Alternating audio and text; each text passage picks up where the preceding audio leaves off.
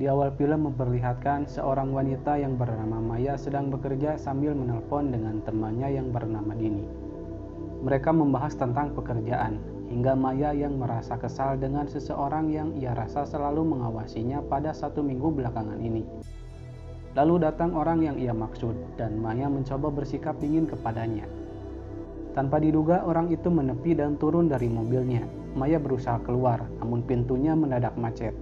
Kemudian orang tadi menanyakan kalau nama asli Maya ialah Rahayu, dan ia adalah putri dari Donowongso, serta ia lahir di desa Arjosari. Lalu si lelaki tadi kembali ke mobilnya dan membawa sebuah parang. Kepanikan Maya semakin bertambah, untungnya ia bisa keluar dari sana. Namun Maya tertangkap dan si lelaki tadi merobek kulit Maya untuk melihat sesuatu. Beruntung saja polisi keburu datang dan si lelaki tadi meminta Maya untuk menghilangkan kutukan yang ditinggalkan keluarga Maya di desa mereka.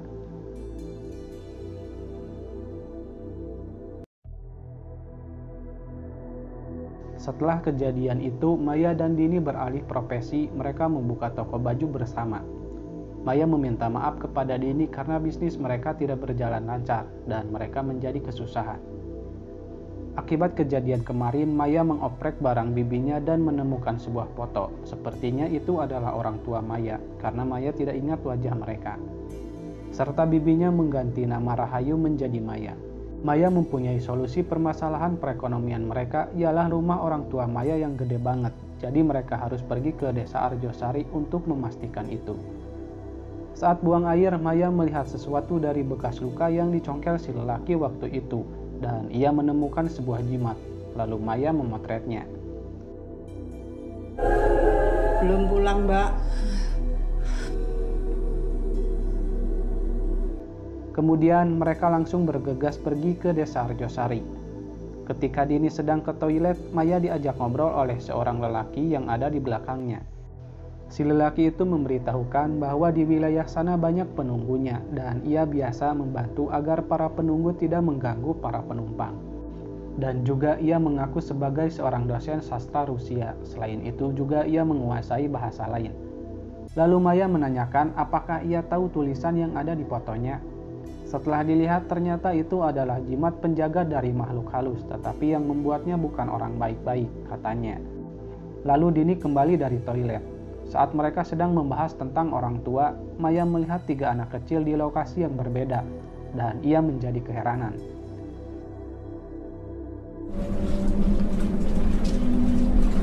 Pagi pun terang, mereka tiba di terminal. Ada 1 orang yang tahu tentang desa itu. Jaraknya sangat jauh, meskipun demikian mereka meminta diantarkan ke sana walau harus membayar lebih.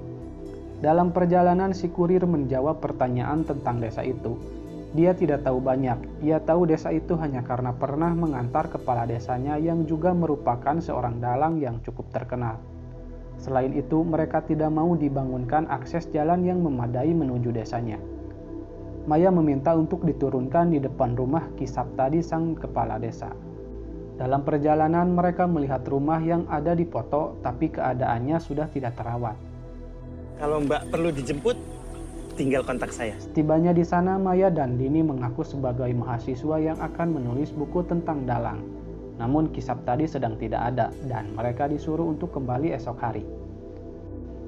Tanpa bertanya, Maya dan Dini masuk ke rumah kosong tak berpenghuni. Kata bibi Maya, ia pindah ke kota waktu usia Maya 5 tahun. Diperkirakan rumah itu sudah dikosongkan selama 20 tahun. Maya merasa rumahnya ditinggalkan buru-buru karena semua barang-barangnya masih ada. Menurut perkiraan Dini, mungkin rumah dan tanahnya kira-kira ada 900 meter persegi. Jika memang benar, maka Maya bisa menjadi orang kaya. Di sisi lain, Maya merasa heran. Dari foto yang ia temukan, tidak ada satupun foto dirinya waktu kecil. Hanya ada 1 yang waktu itu saja. Kemudian ada suara orang yang sudah mengantarkan jenazah. Lalu Maya berinisiatif untuk mencari kuburan orang tuanya. Setelah menemukannya, Maya mendoakan mereka dan mereka dibuat kembali keheranan. Di sana banyak sekali kuburan bayi yang baru lahir.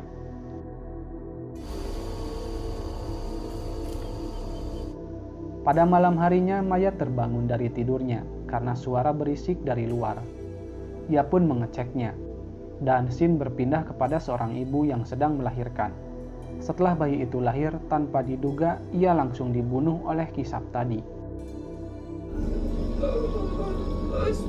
Keesokan harinya, Maya dan Dini kembali menyaksikan lagi ada orang yang meninggal. Dikarenakan penasaran, mereka pun melihat pemakamannya. Saat hendak pergi, Ki Saptadi menghampiri mereka dan menanyakan apakah benar Dini dan Maya ingin bertemu dengan dirinya. Lalu mereka berdua menjelaskan bahwa mereka adalah mahasiswa yang ingin menulis tentang dalang, dan mereka mengaku bukan hanya ke kampung itu saja, tetapi ke desa-desa lain yang masih mengadakan wayang. Dan Ki Saptadi menyuruh mereka untuk menemui dirinya di rumahnya. Dini yang merasa takut mengajak Maya untuk pergi dari desa itu. Kalau soal warisan, mereka bisa menyuruh orang untuk mengurusinya. Dan Maya diperingatkan tentang orang waktu itu yang akan membunuh dirinya, mungkin saja gara-gara rumah itu. Maka dari itu Maya berpendapat untuk tetap mengaku menjadi mahasiswa. Lalu Maya pamit untuk pergi mencari makan. Sambil memesan makanan, Maya bertanya tentang rumah itu, milik siapa. Kata Mbah, rumah itu rumah penyakit, waktu dulu iblis tinggal di sana, dan meninggalkan penyakit yang mengerikan.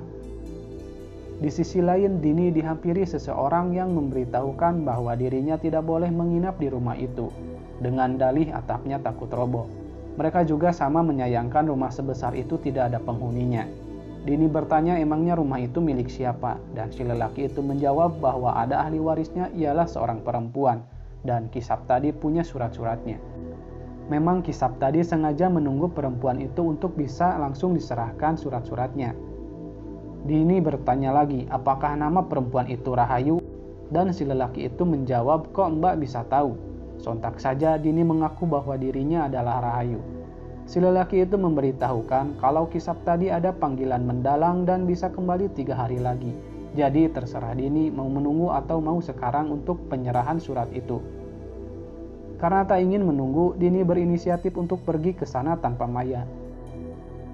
Dalam perjalanan, Dini merasa heran kenapa tidak lewat jalan besar. Karena Dini berniat akan kembali, kedua lelaki itu mencegahnya. Lalu Dini melarikan diri, namun sayang, ia keseleo dan ditangkap oleh mereka. Maya yang baru pulang, ia mencari temannya. Dan Dini memohon ampun jika ia mempunyai salah. Dini meminta mereka untuk melepaskan dirinya. Lalu datang si ibu dalang tanpa basa-basi, ia langsung menggorok leher Dini.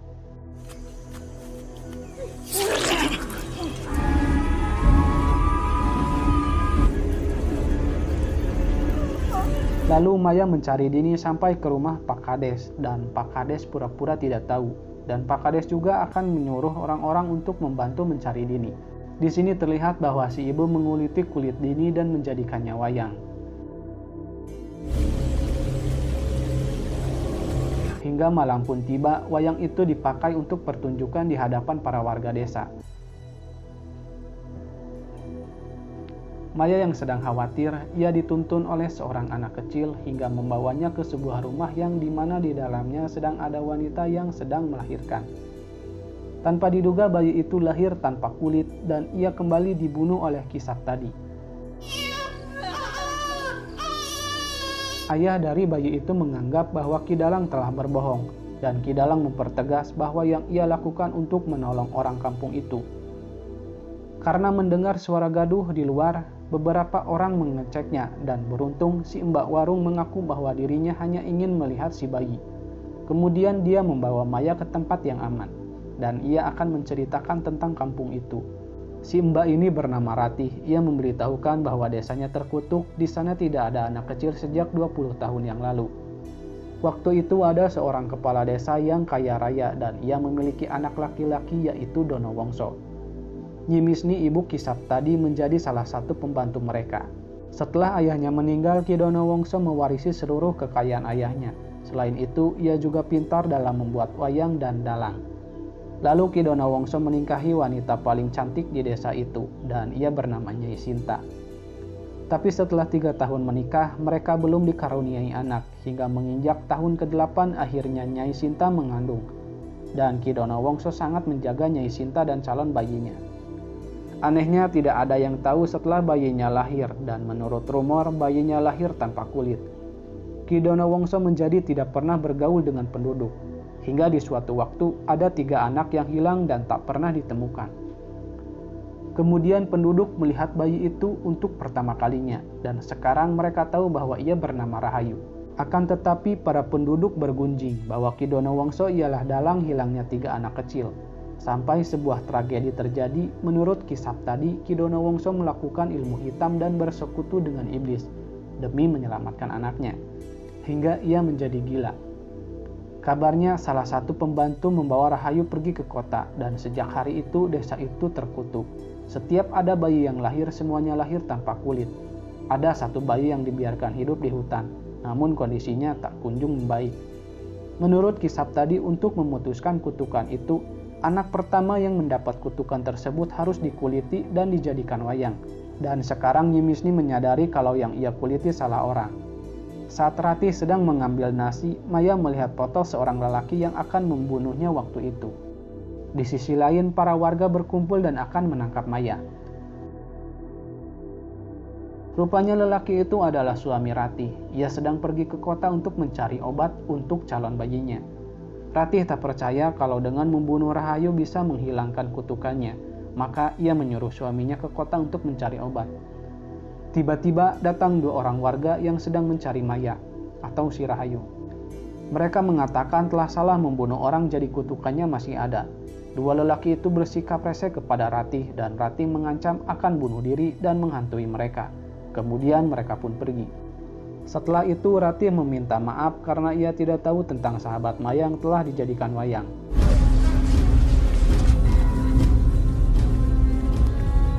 Lalu Maya menghubungi si kusir, dan si kusir dalam perjalanan bersama seorang polisi.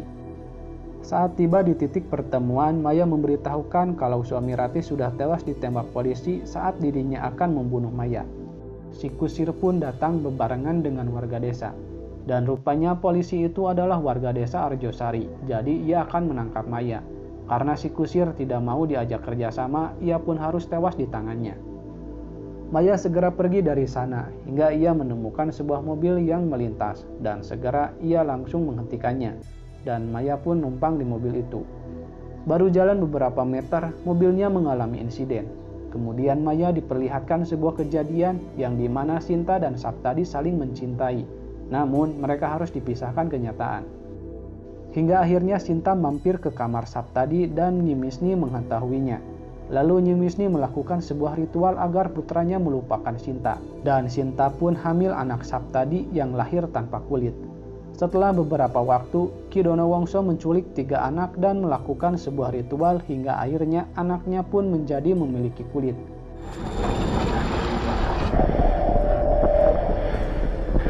Untuk mengatasi Rahayu yang selalu diteror 3 anak itu, Ki Donowongso menulis sebuah jimat dan menanamnya di tubuh Rahayu.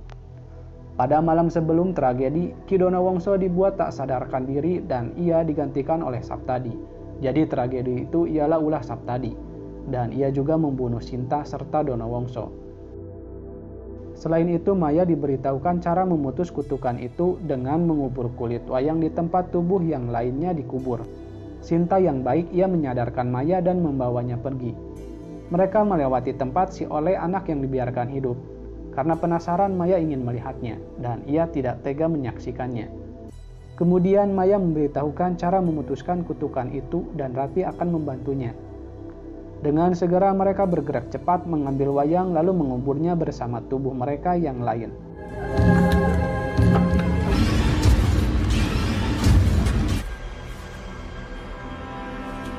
Setelah itu, Nyi Misni datang. Ia memberitahukan sebuah fakta kalau Saptadi adalah anak dari Bapak Donowongso. Namun ia merahasiakan itu, dan kutukan itu adalah Nyi Misni yang mulai. Kemudian datang para warga dan Maya dibuat tak sadarkan diri.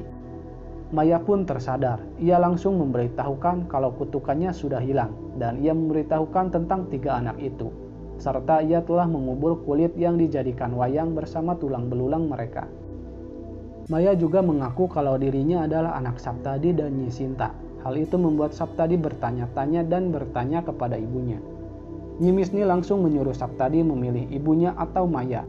Saat Saptadi akan mengeksekusi Maya, lalu datang Ratih dengan membawa bayi yang terlahir sehat. Saptadi yang tak kuat menerima kenyataan, ia menyayat lehernya sendiri. Begitupun dengan Nyimisni, ia menyusul putranya, dan Maya ia dibebaskan oleh Rati. Dengan segera Maya pergi meninggalkan desa itu.